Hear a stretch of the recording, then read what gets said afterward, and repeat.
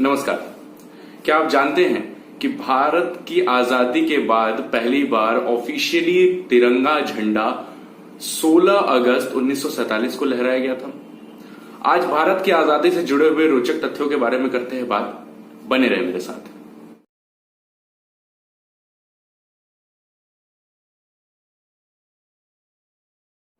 जैसा कि हम सब इस बात से वाकिफ हैं कि भारत का 73वां स्वतंत्रता दिवस आ चुका है, तो इसलिए भारत में तैयारियां जोरों शोरों से हैं। इसी के उपलक्ष्य में एक खास वीडियो है, तो आज कुछ रोचक तथ्यों के बारे में जानते हैं। तो चलिए शुरुआत करते हैं।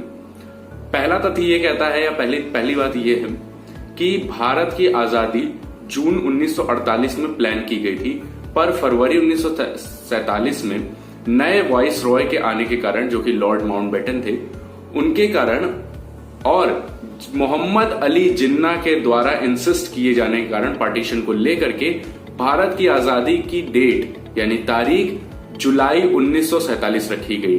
ये डेट बढ़ाई गई, पर इस पर भी वर्क हुआ और इसे आगे इसलिए बढ़ाया गया, यानी 15 अगस्त 1947 इसलिए किया गया क्योंकि 15 अगस्त 1945 के दिन ही जापान ने विश्व युद्ध 2 में सरेंडर किया था अमेरिका के सामने।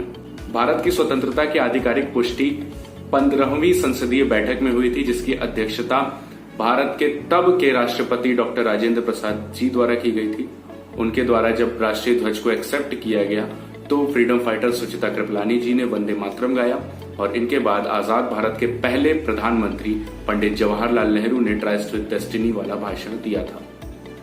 आप लोगों ने भारत के राष्ट्रीय ध्वज को देखा होगा, जो कि तिरंगा कहलाता है, जिसमें अशोक चक्र है, जिसमें 24 तीलियां हैं, और ये पूरा झंडा जिसमें केसरिया, धानी और सफेद रंग है, इसकी डिजाइनिंग या इसकी बनावट फ्रीडम फाइटर पिंगाली वेंकैया जी ने की थी। वो एक डिजाइनर भी थे और इसे बाद में चल के एक्सेप्ट किया गया हमारे राष्ट्रीय ध्वज के रूप में।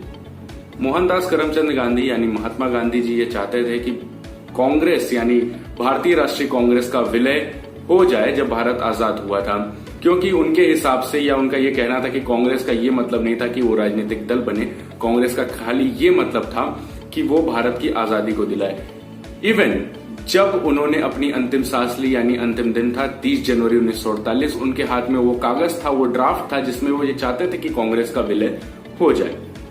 जब हमारा देश भारत आजाद हुआ था, तब तक हमारे देश में या हमारे राष्ट्र के लिए कोई भी राष्ट्रगान नहीं था, पर सन 1950 में रविंद्रनाथ टैगोर द्वारा लिखे गए गीतांजलि में से जन गण मन को हमारा राष्ट्रगान बनाया गया था।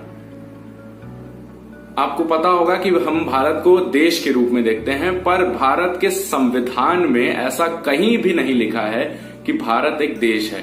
भारत को संघ का दर्जा दिया गया है, और भारत के संविधान का अनुच्छेद 1 ये कहता है कि India is a union of state, जिसका ये मतलब है कि भारत एक संघ है।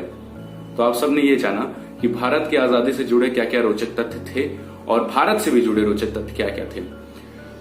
आप सभी को स्वतंत्रता दिवस की हार्दिक शुभकामनाएं, और हम चाहते हैं कि हमारा देश स्वतंत्र तो हो गया और स्वाधीन भी बनने की राह पर आगे बढ़ चले। तब तक के लिए मैं लेता हूं विदा। जय हिंद, वंदे मातरम।